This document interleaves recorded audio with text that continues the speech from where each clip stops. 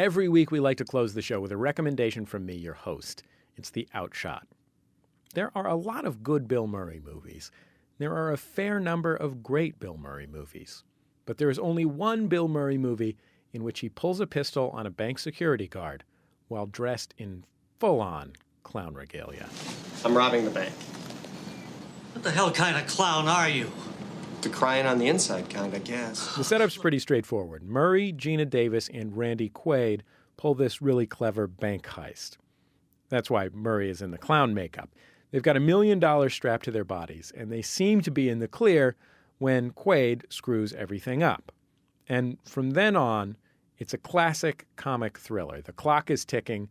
That kind of music is playing like on a 70s cop show, like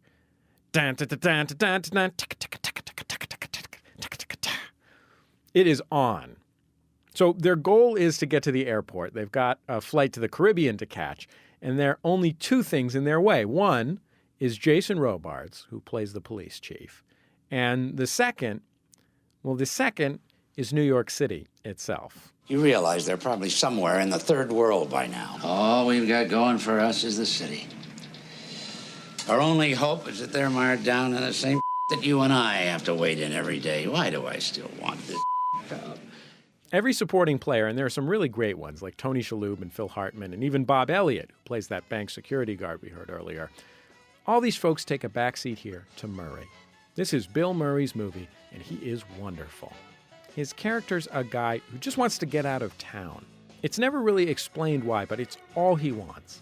And at every turn, he and Davis and Quaid are met by these crazy, surreal New York set pieces.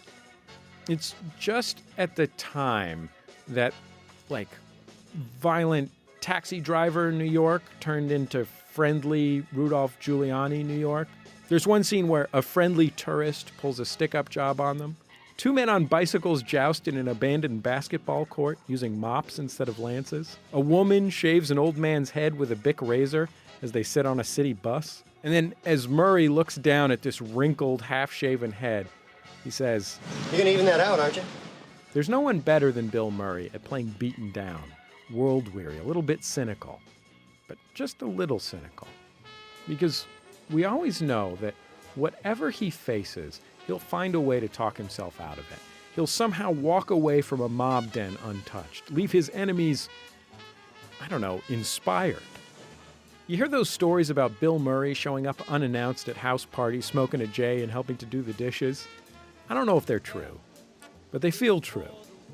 Because it's unimaginable that Bill Murray would walk into any room, anywhere, and not walk out of that room with his arms around whoever was inside to begin with. That's just who Bill Murray is. He's a pal. And when you're done watching Quick Change, that's how you feel, too. Like his arms are around you, like you've just made a pal. The only problem being that your new pal's in a plane on his way to Martinique. Oh, sorry. Spoiler alert. That's my outshot. Two in love can't make it.